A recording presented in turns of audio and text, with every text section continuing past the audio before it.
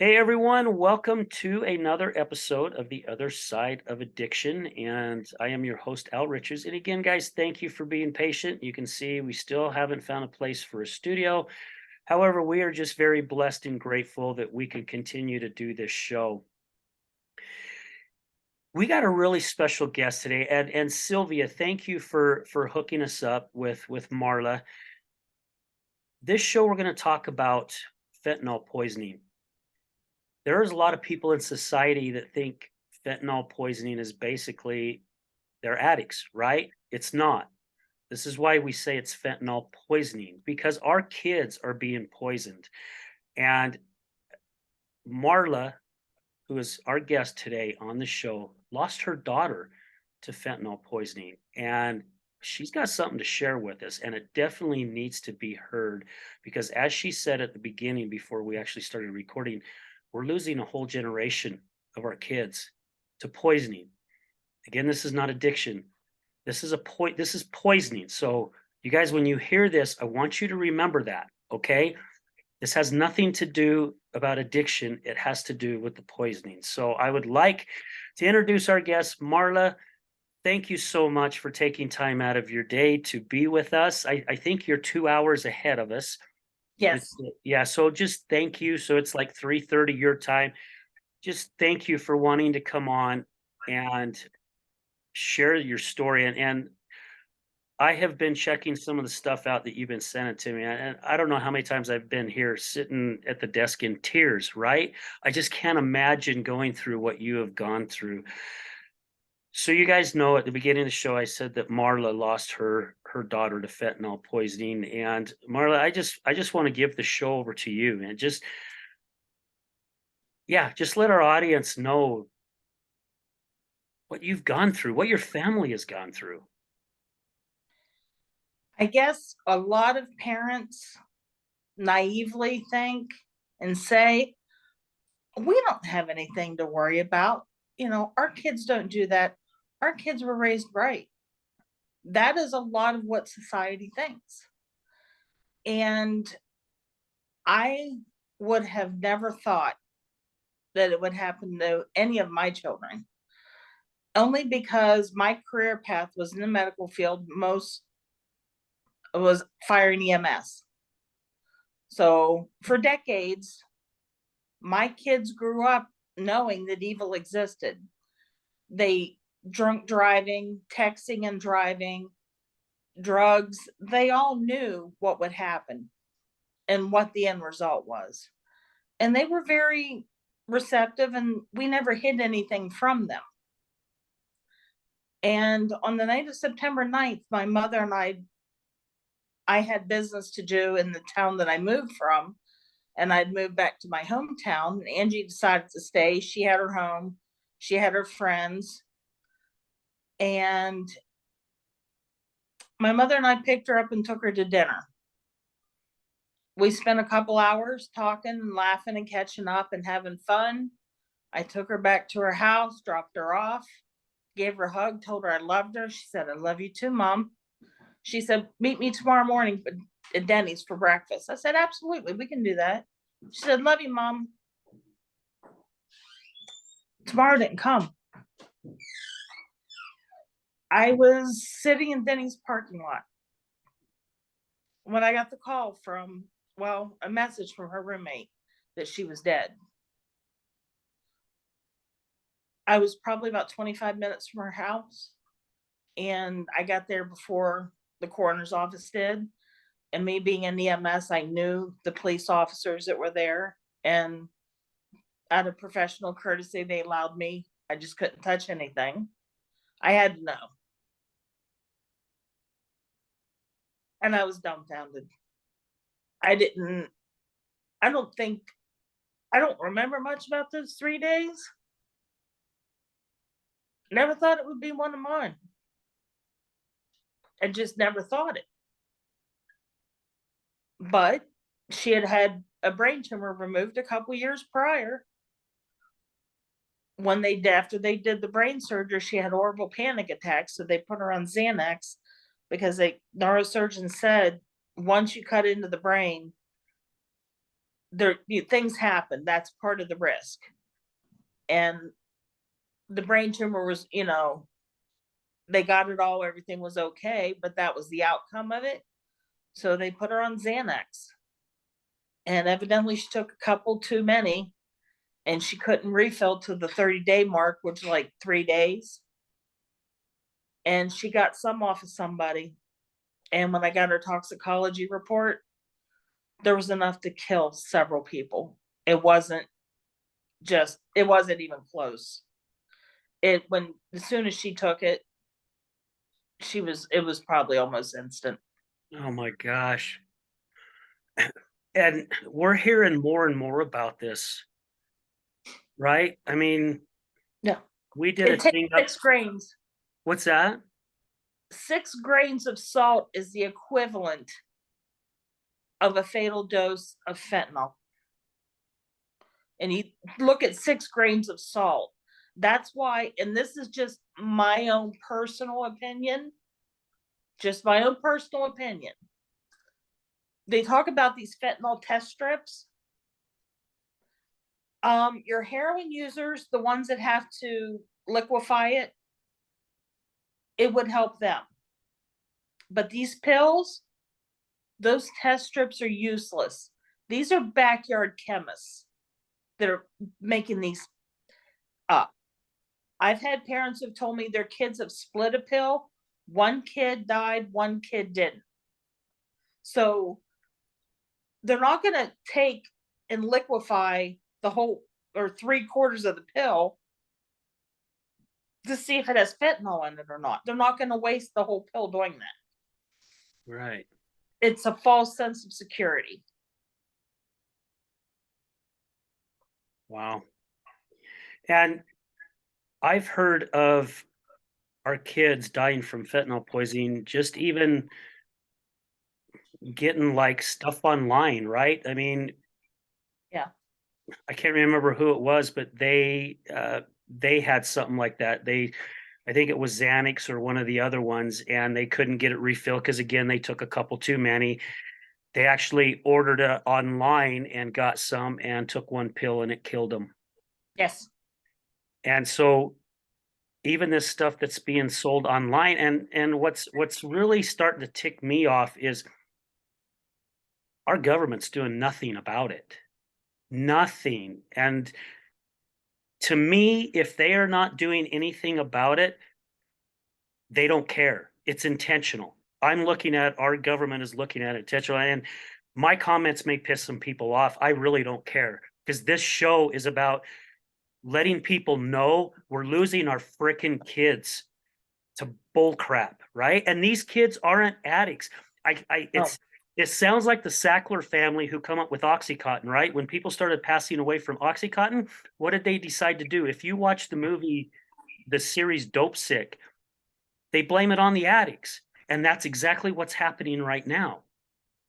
But the majority of the kids between I'm just going to be raw and honest about this. 1 year old up to 18 to 25, that age range, a lot of them, they're either experimenting or there's a 14-year-old in New York. Parent picked her and her 3 friends up from volleyball practice, dropped them off at Taco Bell. Another parent was going to pick them up from there. They're 14. They're old enough to be at Taco Bell for what, an hour and eat. Another parent was going to pick them up, drop them off at home. The girl had cramps. Asked, does anyone have ibuprofen or Tylenol? The girls were hysterical at the end. They don't know if she said, I have some or I have something. She got her little bottle out of her purse, gave it to her. The girl took it. About 10 minutes, she wasn't feeling good. She went to the bathroom. Well, when she didn't come back, what happened? So, girls being girls, everyone jumped up, went into the bathroom, and they found her dead in the bathroom stall. You can't blame her. She wasn't trying to get high. She wasn't a drug addict. What happened is the girl had ran out of her in her purse. So she got into her older sister's purse, got in her bottle to take some out to refill hers. And this is how this happens. Or you have the 1.5, 2 year old that are walking around the table, which unfortunately mom and dad do drugs. And the kids, you know how they do, and then everything goes into the mouth. Yeah. And now you've got an 18-month-old that's now deceased. It's not their fault. They're not a drug addict. And today, I believe here in Ohio, the governor actually scheduled xylazine. Have you heard that one yet? No, I have not. Xylazine has now been labeled as a Schedule 3 drug. Xylazine is a large animal tranquilizer.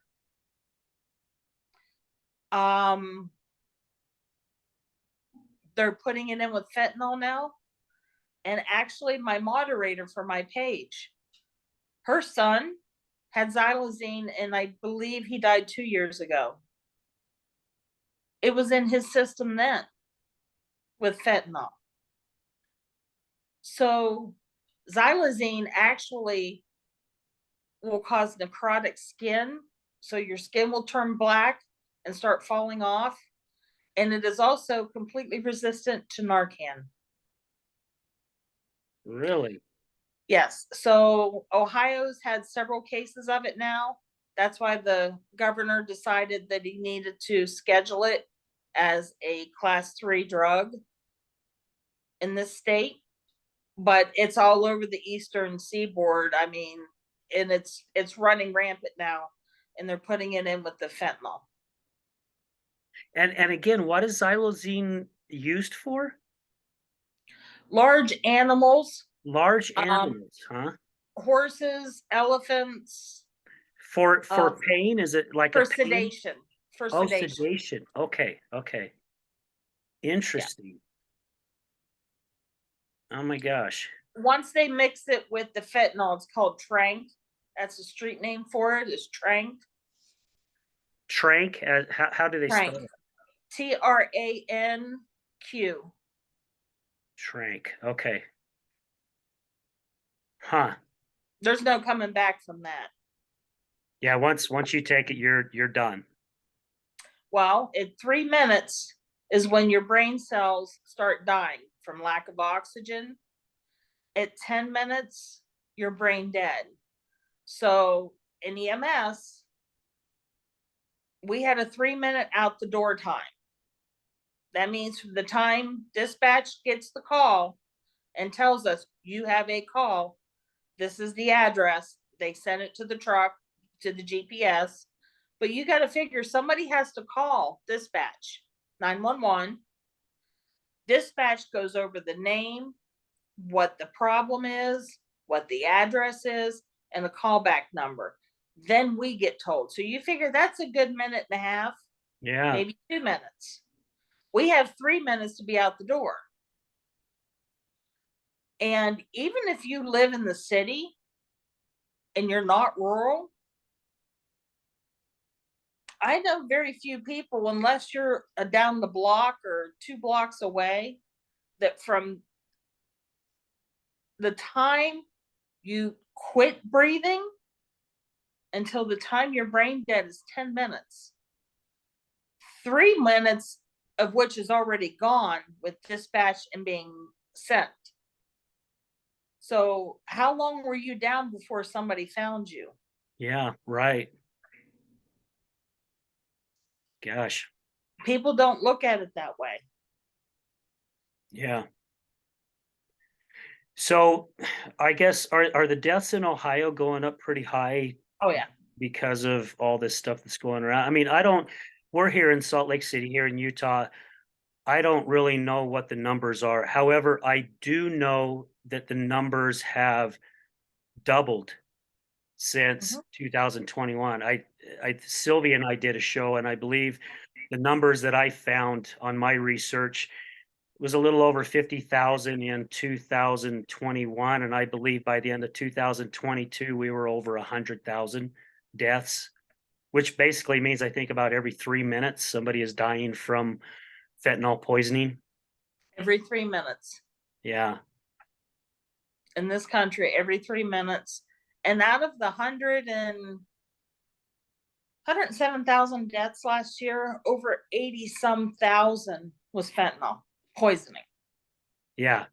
So, and I actually had a really incredible opportunity to meet with Congressman Winstrip at a small roundtable discussion. There was a judge there, the sheriff. There was maybe 10, 12 people, so it was very small. Mhm. And he has been down to Texas a couple of times, and they're trying to do something at the border because unless that's done, you're we're not going to get anywhere. Once No. that dam is open, you can't take a little bit of caulking and put it in the middle of water and say, okay, there's a band-aid, let's fix it. It Yeah. It's not the little Dutch boy, right, where you can put your finger in the hole. Yeah, it's just not going to happen. Yeah. And you can't get the right and the left to agree on anything. And we can't close the border. Oh, okay. Yeah. Why not? But what? But you're gonna keep killing our kids. Yeah. Yeah. You're Yeah, gonna like have overdoses.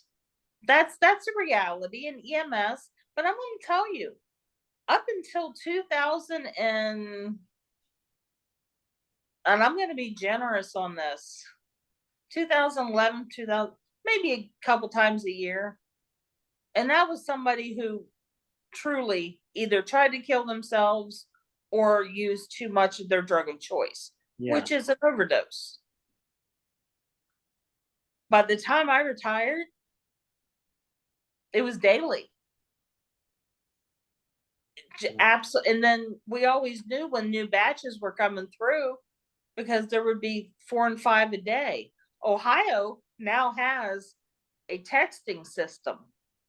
Depending on what region you live in, you can sign up and you will get a text if there's a deadly batch alert for your area. Really? Well, that's a Yes. really good idea. Wow. Yes. If you're Huh. northwest, southeast, south middle, we're different regions of the state, you'll get a text message on your phone about a deadly batch alert. Holy Tell you cow. how many died. Huh. That's really good. I've not ever heard of that. I'm writing this stuff down because I like to have my notes for different things. And yeah. And a lot of the guests, Marla, that we've even had on our show, we've had a few that have overdosed. As a matter of fact, our producer's son uh, took fentanyl accidentally as well, and almost died. He one of the lucky ones. Someone was very, very close, right? And he lucked out. And a lot of our guests who have overdosed said, even when we're in the depths of our addiction, none of us want to overdose, right? That's not their intention of doing drugs, right? And again, are the people who are addicted to drugs and alcohol, or any kind of addiction. It could be food, it could be gambling, it could be porn, it could be sex. The brain fires the exact same way. All of us who have been in addiction, we're just covering something up. The addiction is just our band-aid, and Mhm. unfortunately now uh, people have gotten smart and they figured out a way of basically starting war on us without firearms, right? And it's by let us poison ourselves. And also those who do take drugs and alcohol, they are poisoning themselves, but then there's the innocent ones like your daughter and thousands of others who are just taking something that they're used to taking, right? For a medication, whether it's for cramps or whether it's for anxiety or whatever it may be, who are also losing their lives. And it's because they're putting it in there. And it's intentional. It's intentional. If you want to see intentional, go to Amazon. Type in pill press. For $100, you can buy the pill press, any colored powder that you want, and the tools to make them. Wow, that I did not know either. Hmm. And I think Amazon is someone who definitely wants to give back to communities and help. I'm wondering if enough people wrote into them if they would stop selling those pill presses, knowing that I it's I being I used. send them. I send an email and a letter to them once a month, asking them to You good remove for it. you. That's awesome. We need more people doing that though, right? I found out by accident, Huh. and Wow. it popped up. So I thought, well, wait a minute. So I just typed in pill press, and I was absolutely dumbfounded. Huh. It and my daughter took the medication, so she knew exactly what it looked like. She couldn't tell the difference. Yeah. Yeah, these people that are doing it, they're mimicking him pretty well. Really And well. I I taught fire prevention in schools for years, and I thought about it. And about a year after she died, I sat down and came up with a program for kids in schools. And I thought, well, they're either going to tell me no, or I'm going to bug them until they tell me yes. Yeah. So I started going into schools. And for people who say, oh, no, no, no, we don't want you to discuss this with our children. Yes, you do. Because your children need to know that their best friend forever will leave them dead in a ditch or leave them dead on the floor, and they will run. Yeah. It happens. Yeah, it does It happen. happens more than what anybody would ever want to realize. So I tell the kids, your best friend that's sitting next to you will leave you to die because they're going to get scared and they're Yeah. going to run. Yeah. Yeah, it's not that it's intentional because you do, right? You do get scared. I mean, crap, look at the adults that run because Oh, they're scared, right? If something when happens. because EMS, when you get called to an unresponsive unknown, please don't go with you. It's you and your partner. You pull up to a house, and all of a sudden you see people just bailing. Hmm. They're running out the back door, they're running out a side door, and you pretty much figure at that point you know what you've got. Yeah. But Yeah. they run. Yeah. I don't know how it is Ohio. Here in Utah, they've passed a law that if someone is overdosing, they can actually call 911 and the cops show and there won't be any arrests. They The just want. good Samaritan law. Yeah, yeah. And my wife's father passed away of a heroin overdose in 2009. And everyone was so high, they took him to they were close to one of our local hospitals, and they were so high they thought they dropped him off by the emergency center, and they called the hospital, the emergency center, and said, "Hey, someone's overdosing, and we just left him in a vehicle right north, south, or wherever from the emergency center." Well, it wasn't. It was on the opposite side. But they were so high, how would they know? And it was a Like, security officer driving around the parking lot the next morning, saw someone slumped over in a vehicle and went over, and that was her dad. It was on the news, and that they found someone who had overdosed, and it was my wife's father. And it's too bad that they didn't have, again, they were panicking, thinking, well, if we call the cops or 911, they're going to come and they'll arrest us all because we're doing these drugs. It could have saved the man's life if they would have done it. And they've pushed it pretty well here to let people know we won't arrest you. We just want to save a life, right? We don't want someone to overdose. So it's kind of crazy. Um, what when all this happened with your daughter, Marla, I mean, cops had to get involved, right? The authorities had to get involved. Did anything go that direction, or did they basically do the assumption that your daughter was a pill popper or an addict? That's the most frustrating part about this. I was standing in her kitchen. Of course, they had her phone. And I told them, I said, because when they let me go in to see her in her room, I told them, I said, make sure you take her tablet and her laptop too. Take those with you. Oh, no, we don't need those.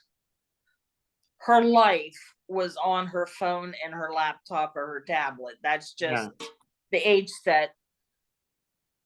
And they just looked at me.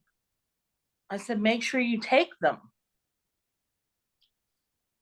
Okay. And then after the coroner came and they took her, like I said, I moved back to my hometown, so I was about 4 hours away. So I went back into her room to her closet because I knew we were going to have something for the funeral. And I looked, and her laptop and her tablet was still there. So after I got the clothes on, went back out. I told the officers, I said, her laptop and her tablet's still in there. You need to take those. Okay, okay. Well, we left. They didn't take them. Hmm. And about 2 to 3 weeks after the funeral, I started calling the police department. I said, were you able to break the phone? Because of course she had a passcode on it.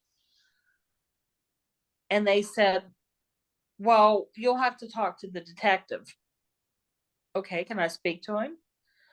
I spent weeks calling, no return phone call at all. Then I started calling the police chief. Weeks, no return phone call. I had to call the city manager because that's the fire or the police and the fire chief's boss. And I got a return phone call and basically said, until the autopsy comes back, there's nothing that we can do. Yeah, what? Wait, nothing you can do. You can break the phone. You can see who she was messaging. You can see who she was talking to. She couldn't drive because she hadn't been seizure free for you have to be seizure free for a year before you Okay. get your driver's license back. I said, so why aren't we looking into this? Why didn't they take her laptop? Why didn't they take the tablet? No answer. So finally, the day that the autopsy came back, the coroner's office called me and she told me that she was sending it, she was mailing it. They had 4 people on a weekly basis stop into their office to get her autopsy report. 4 people every week. Does this not strike somebody as questionable? Yeah. Why would 4 people be going every week trying to get her autopsy results and her toxicology? Why? And these are just people just walking in, Yeah. not police officers Nope. or Nope. investigators, just Nope. Nope. 4 random people. huh. Should be a red flag automatically. That's what I thought. And they have to give it to them because it's public information. So those 4 people knew about her autopsy results and her toxicology before even I did. Yeah. So when I got the report, the first thing I did is start calling the police chief again. Had to go through the whole thing all over again. I knew him because he had been the former fire chief for the same town. Hmm. And he kind of just chuckled and he said, well, you know how it is. No, why don't you tell me how it is? Okay. Now you can imagine. No, why don't you go ahead and just tell me how it is? Well, we don't investigate the small time dealers because we don't have the money, we don't have the resources. The prosecutors don't want to prosecute because it's too much to prove that the drugs actually came from them. And the jails are already full.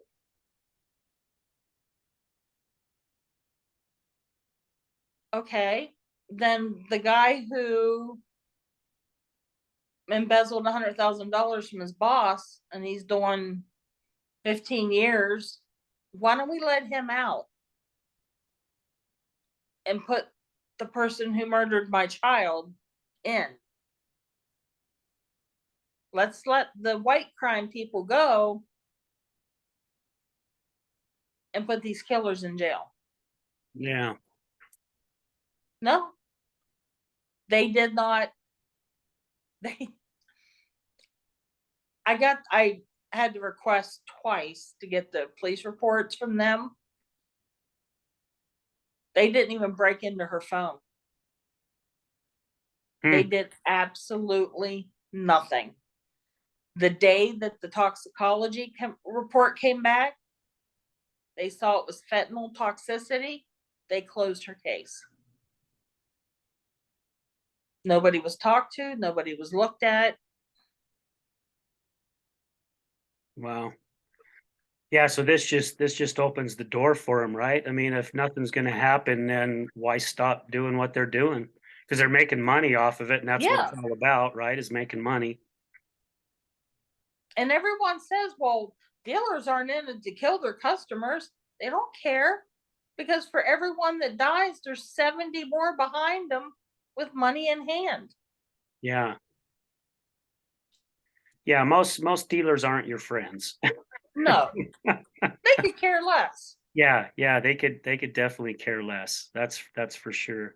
You know, and again, it's just unfortunate too that I don't know. It's just unfortunate that someone is offering to help someone knowing what it's going to do to them, right? Mm-hmm. It's just and I don't know what the cost is or anything like that. What they do. I mean, I don't know if it's like selling an Oxycontin where they go for I don't know, 70, $80 for a flipping pill. I don't know if someone wants a Xanax, how much they charge, but just I think knowing I think intentionally. Xanaxes are $2 for a half or like a 0.5. Huh. And I think like Vicodin and Percocets are like $10. I mean, Yeah, it's insane. it is. It definitely is insane. And gosh, even to all our listeners, and I just be careful purchasing, something from someone that you don't know. I mean, really, even someone that you do know.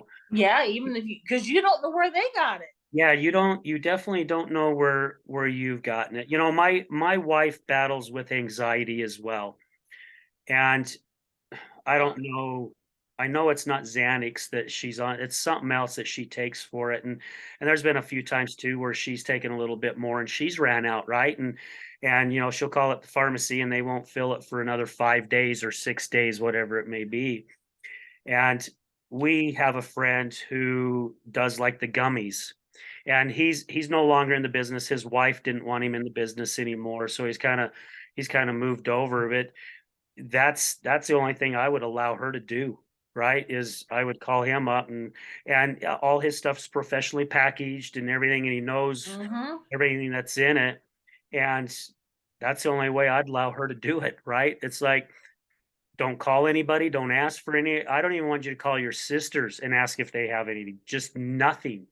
I trust this person, and that's what we'd do. We'd go get her little bag of gummies and she'd take her little gummy and it would help her. It would ease her down and it would get her by until she could fill the They prescription. can fill. Like, don't go online, don't buy any, don't call anyone. Because again, it's that scare because you have no clue. I have been amazed at the people's receptiveness. I was, I mean, high school, yeah, you kind of warn the high school kids about things like this. But my grandson, now my son is a fire chief and a paramedic. And the school system that he chose for his son is a very good school system. It's actually in his district, his fire district.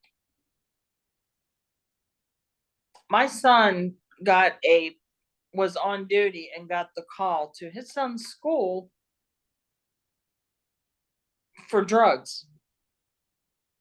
A first grader brought a backpack to school.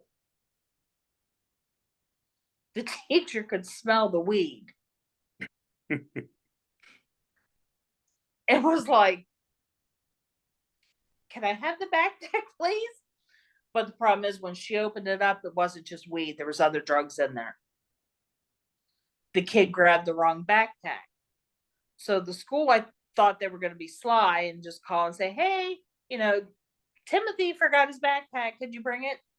Well, Dad figured out Timmy grabbed the wrong backpack. And I think the U.S. Marshals got him in Nashville. He took off. Wow. But you would not believe, and that's a first grader, which is just a couple doors down from my grandson's third grade. Yeah. Right there. And people think that the elementary or the younger kids, it is sad, but the number of these kids are the ones that are finding their older siblings or their parent dead. Yeah. Somebody needs to be talking to them.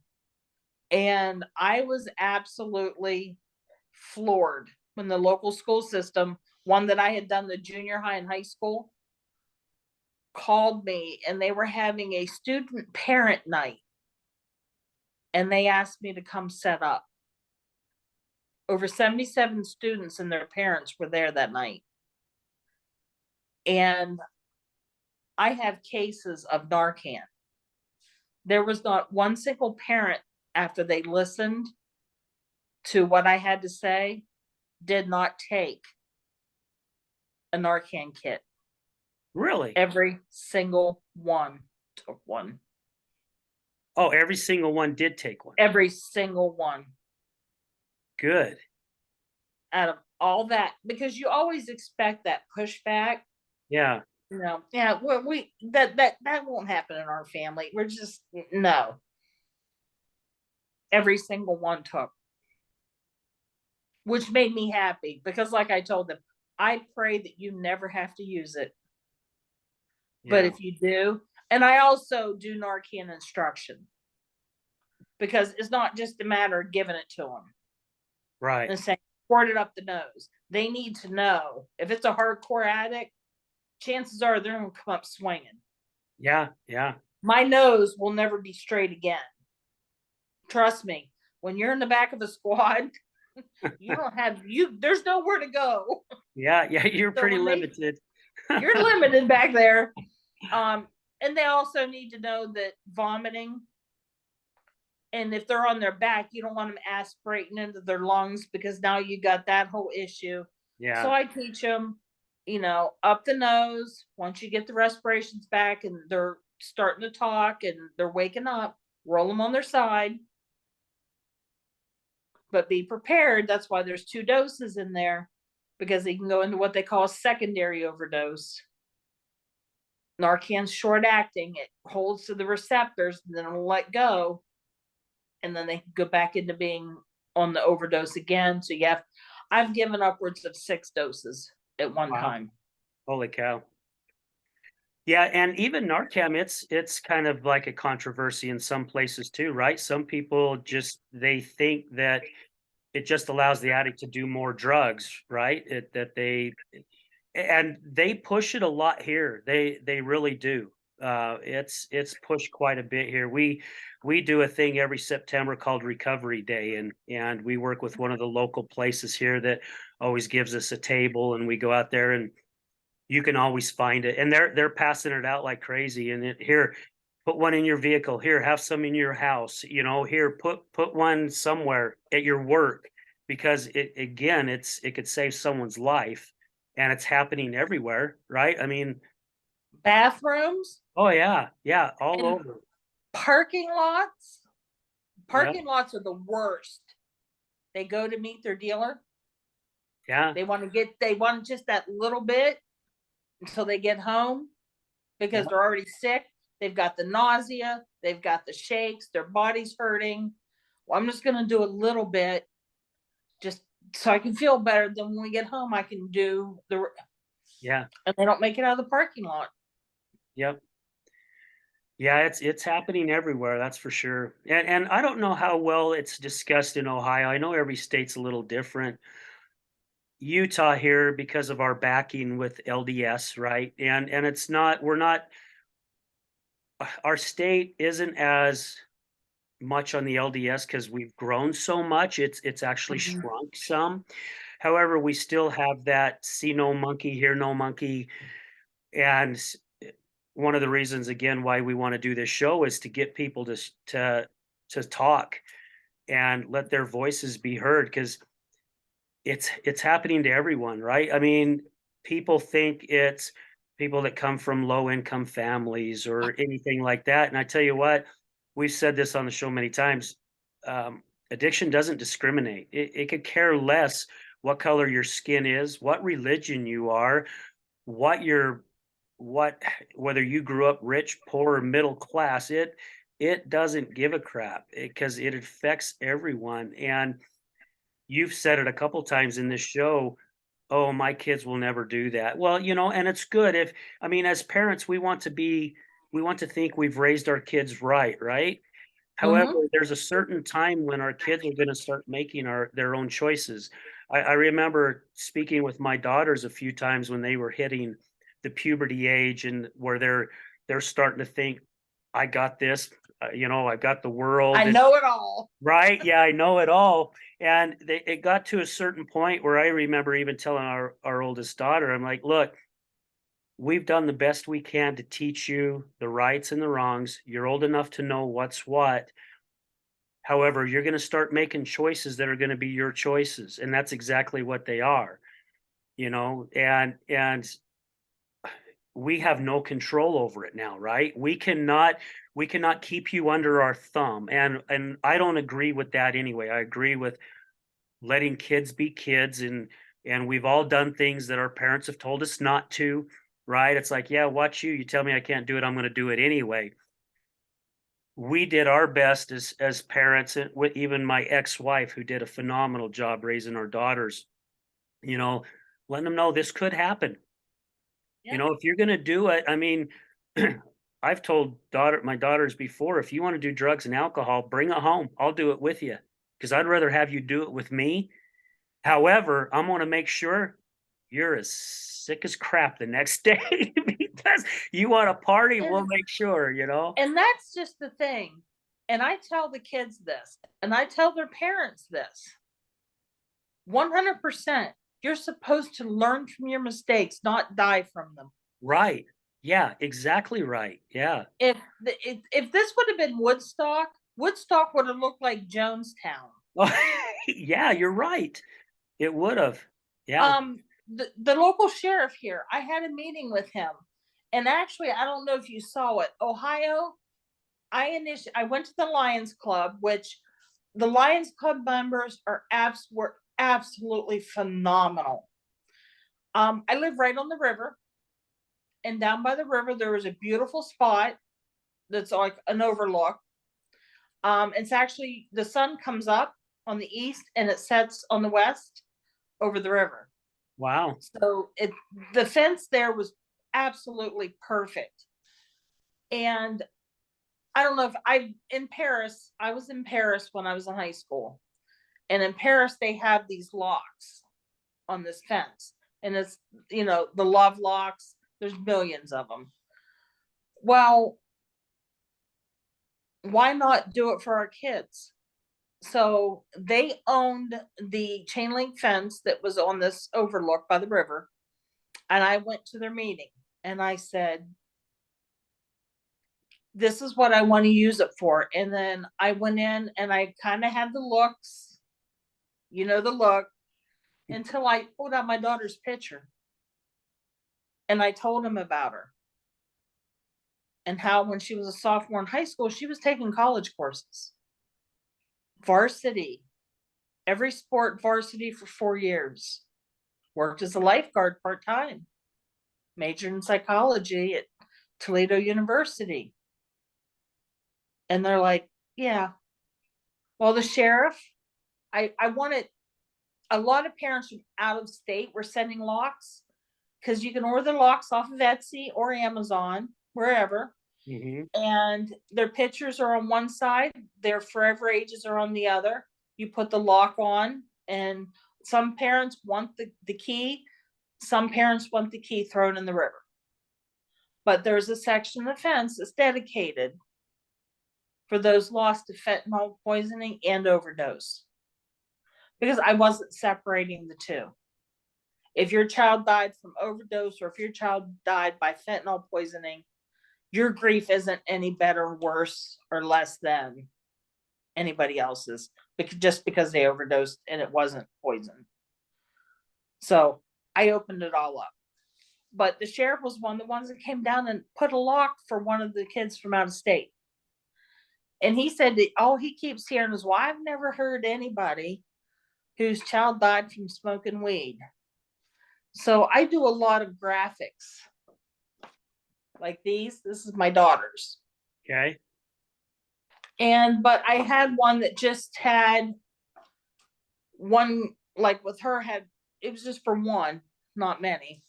And I held the picture out to him and I said, here, he was 15 years old, trying pot for the first time and died. Because it was laced with fentanyl. Yep. Wow. So he took it. He said, now when somebody asks me, I can pull it out and I can show them. But even the sheriff, he was 100% supportive. It was a little iffy at first when I first started because everyone's like, okay, who is this woman? Because I moved here when I got married. Hmm. So nobody knew me. I wasn't born and bred here. And it was like this outsiders in here now, and they're asking questions and doing things, and it has to be done. Yeah. It has to be. We're losing our children. Vape pens are another one. They're putting fentanyl in vape pens. Wow. Well, again, anything they can do to poison us, right? Because that's their goal. And, and Yes. and again, we're allowing it to happen. Our government's allowing it to happen, and it's so widespread now. I don't know how we're going to get a hold of this. I mean, They're, the only are- way we're going to get a hold of it is to close the damn borders. yeah, yeah, yeah, and then go after the people that we can go after. That's for sure. Now you're part of the Lost Voices of Fentanyl, right? No, Oh, okay, I'm okay, I'm a member of them. got it. I mean, Okay, I'm on their group, but right. my group is Light into Darkness, Fentanyl Poisoning and Overdose Awareness. I Okay, have my own group, but I initially I was a part of their group, and I still am because I support what they're doing. yeah. They're actually having a very large September 23rd, I believe. I believe it is Saturday, September 23rd in Washington, D.C. This will be the third rally they've had there Yeah. in It's getting Washington. bigger. It's getting bigger every year. Oh, yeah. Yes, absolutely. And April and Virginia are the co-founders, and they move mountains. I got to meet Virginia. I was the opening speaker at the DEA summit here in Ohio in November. And I got to meet Virginia because she lives here in Ohio as well, and she spoke in the afternoon. So I got to spend some time with her, and they do amazing things. And Yeah, you've got the faces of fentanyl, families fighting fentanyl. For them, we fight. Rachel's Angels, Lauren's Wish. I mean, all of these groups are all out there just doing anything we can. right. Yeah, they're pounding the pavement and they're getting the information out there. So it's really good to see that. And I believe I spoke with April a few times through Messenger. Mhm. And I was hoping to get them on the show because I would love to have those two on the show, right? To share about what they're doing. And again, it's all about helping them spread the word. Oh, We're not absolutely. looking at taking anything over. We just the reason for doing the show too, and just not having people come on who are in long-term recovery and people who have been on the other side of the addiction, but it's also people who have been poisoned and these new groups that are out there. Because I mean, social media, as everyone knows, it's a great way to get out there and reach thousands and thousands of people. And the more platforms that their information's on, the better it is for everyone, right? So um, we definitely need to make sure we have your stuff, whatever web page or links that you have. Please make sure I have it so we can make Yes. sure it's on the notes when your show comes out, because I want to make sure it's there. Because our show, we've interviewed people from the UK, Canada, all around the United States, and who knows? Someone may see your show and click on one of your links, and they could be in your area and not even know about this, right? Exactly. And, um, Tanya with For Them We Fight, and Angela, which is from the Never Alone Nick. She's in Kentucky. Tanya's in Ohio. And we're all relatively close to each other. They actually did a bridge walk in Cincinnati. That the bridge is literally halfway, you're over the river. So Right. there's a line there that says you're in Kentucky, you're in Ohio, and it was lit up purple. And the bridge was closed down except for pedestrian traffic. And they had an amazing. April came in from that and brought all of the banners. And I'll send a message to Virginia and April and let them know that you would be interested in it Oh, I'd be honored. I'd for I'd be them. honored to help produce or or get it out there, and love to have them even be on the show just to help them get their voice out there even more. Yeah, I got to meet April when she came down for the bridge on the river. I got to meet her then, so I've gotten to meet both of them. And like, I'm going next week up to Michigan. There's a DEA summit in Michigan that I'm going to, Wow. and that's what this is going to take. Oh yeah. Yeah. It's gonna take hundreds and thousands of us, right? And the thing is, To make a we're difference. we're their only hope now, Yeah. Yep. because you've got this one over here fighting and this one over here fighting, and in the meantime, nothing changes. And I know there's a huge let's push on the congressman, the president. But I guess maybe because I am old, how many years have I watched them for veterans, especially the Vietnam veterans, fight for these people to have the services that they so desperately needed for years And deserve. and deserved. Yep. And I'm not saying not all veterans deserve to have the appropriate medical services, but the Vietnam vets, it wasn't only the medical, they needed the mental health services, because what they were thrown into, Yeah. the Army, Navy, Air Force, and Marines did not prepare for. And here we are, 2023, and nothing has changed. So I really don't see how anything's going to change unless we finally stand up and say we're done. Yeah. Yeah. It's definitely it's and again, it's gonna take an army, right? to continue to push this and let them know we're sick and tired of being sick and tired. A lot of people have the face or what they think, and I call it the 7-second shock video. That's the news crew that goes to South Central LA or east side of Chicago or down to Harlem. And the homeless, drug addiction, with the needle still in the arm, underneath a bridge. That's what people think that all this is about. Mhm. The one thing I do, and the parents, I have 100% of their approval to do this, and they are all for it. It's on my site, it's on my TikTok, it's on my Instagram, and I'll show you one of them. This is what we're talking about. Wow. This is only one of them. I have hundreds like this. This one's just still in a frame from the other night, but most of them I have, like I do my daughters, they're all laminated. And I have one long table. I have 3 tables we set up. This is what people see. Yeah. This is who we're talking about. These are the Jareds, the Olivias, the Davids. These are people's children and grandchildren. These are the people you see in church every Sunday.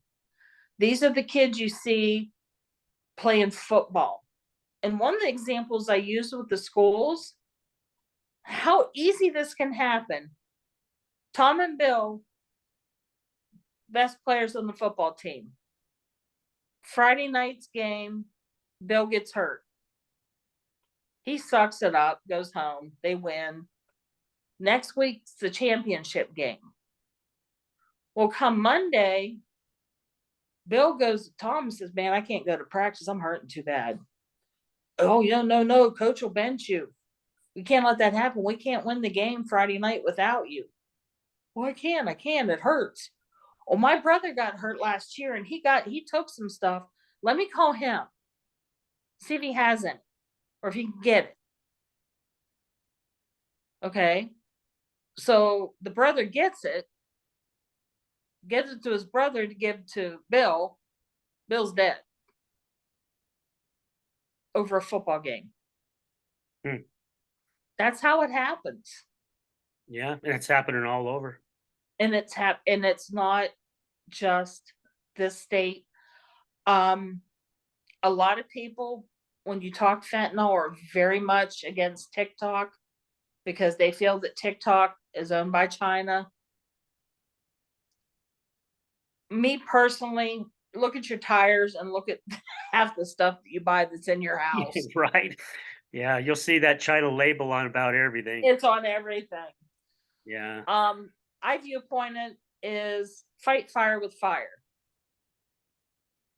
For some reason, TikTok has not banned me or taken any of my content down. I don't know why. I really don't know why, because it's all about fentanyl, and they're the ones that are sending the Yeah, they're the precursors ones to that's us. sending it. Yep. But the night that I went to the Lions Club, I mostly post information like the emojis that kids Mhm. use, and I tell parents this: your kids don't have a right to privacy. You're paying for that cell phone. You're paying the mortgage payment. They don't have the right to privacy. Yeah. Contrary to popular belief, they don't. It could save their life. Check their phones, check their rooms. But after I come home from the meeting with the Lions Club, I sat in my dining room here in the same exact spot and did a video. Didn't edit it, didn't plan it. I just posted it. Didn't think anything more about it. That night I told my husband, I said, "I did a stupid TikTok video." I said, "I'm sure it's bad." I said, "But it is what it is. I'll probably delete it tomorrow." He woke me up the next morning. He said, "You're not gonna want to delete this." Yeah, it was a hit, right? It went viral. Yep. Um, and I tell people it had 1.2 million views within 2 weeks. Wow. And the way I look at it is that's not 1.2 million views. That's 1.2 million households that now know fentanyl can kill you. Yep. And I think I got 90% of the thousands of questions answered because I would go through and spend hours answering everybody's question. And the majority of them had no idea. No idea this could happen. Yeah, right. Well, how would they? Because They our would. our local news stations aren't going to talk about it because they're told not to, right? I Yep. mean, you don't. We are here. I just actually about 2 weeks ago saw a fentanyl commercial on TV here. I was shocked. I was literally shocked. I'm like, oh my Oh gosh, are yeah. you serious? And I've only seen it a couple times, so I don't know if just they only had funding for a couple spots or if it was pulled or what. But I was literally shocked, and I was happy to see it, right? I was really happy to see it. But I haven't seen it since. I only just saw it, I think, twice, and that was a couple weeks ago, and I haven't seen it since. And So I've had a lot of other parents tell me they're not getting anywhere. I don't know if I'm just getting lucky because my hometown had me come up and they did a news interview for the news station yeah, and they put it on the 6 o'clock news. The paper here, the two newspapers and where I live have done 3 articles, half page, front, above the fold, which is hard to get. yeah, The schools are not saying no. So I'm making progress, but unless we can start making progress collaterally, yeah, I agreed. just I don't know. And I deal with these parents. I talk to them, and they're devastated. Well, yeah, I can imagine. There's So no deeper hell you're right. than watching them close the casket. Yeah, I don't even wanna imagine it. I just I don't. Because I can't say I know what you're going through because I don't, right? I mean, I don't. I have no clue. I just can't imagine, and I don't want to imagine it, because it's a fear of all of us as parents, right? We don't wanna lose a child or a grandchild. Both my Mhm. daughters are in their 30s, and we have 4 amazing grandkids, and I just can't imagine losing any of them at all, and I don't want to even have that fear, and, anyway, gosh, Marla, we have been actually over an hour already, believe it or not. We started, it's only been a couple minutes past an hour. Is there is there a main message that you would like to share with our listeners? Something powerful. Do you have something that you'd like to leave with them? Never say never. And no matter what happens, no matter what kind of day you're having, always let your last words be, "I love you." Great advice. Because sometimes tomorrow doesn't come. Yeah, great advice. Yeah, because again, we're not guaranteed tomorrow. We're not even guaranteed an hour from now, to be honest No. with you. And you don't know. You have to protect your own because nobody out there is going to. Yeah, They're not. They're going to be preyed upon. Your kids are going to be preyed upon. It's up to you to make sure that they know and they feel they can come to you without repercussion and say, listen, this is what's going on, because Yeah. that's what's going to save them. No, And and get you're them in, right. and get them into treatment. If Yep. you've got to kick, scream, fight, and I'll have my link up to my page. I'm available 24/7.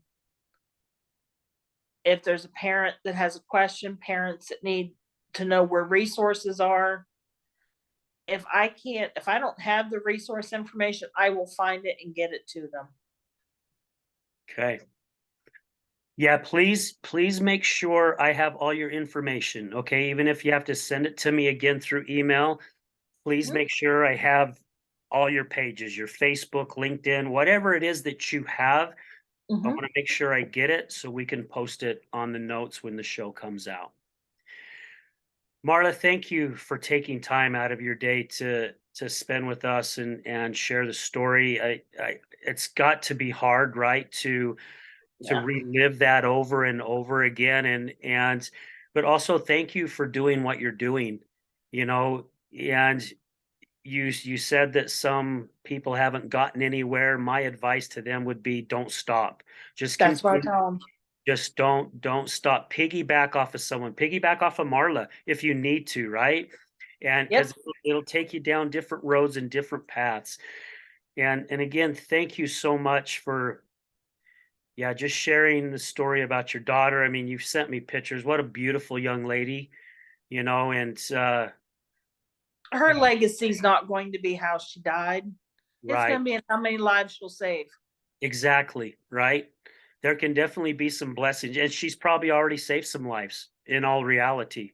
We may not ever know it, but I'm pretty sure she's probably already saved some. There's I've there's been 6 so far that I've been told as a result of my information and my education that it's made the difference between life and death on 6. See, there you go. It's already happens. So, all right, guys, thank you again for everything. Thank you to all our listeners, our guest co-hosts that come on every once in a while. Thank you for your patience and enduring our terrible background since we don't have a studio yet, but we'll get there. It's coming. Believe me, it's coming. Thank you to all our sponsors, Resilience Talk Network. Thank you for everything you guys do and allowing us to do our show on your platform. Really appreciate it. We're going to leave you with this, guys, as we do at the end of every show. Remember, addiction is giving up everything for one thing, and recovery is giving up one thing for everything. We're out.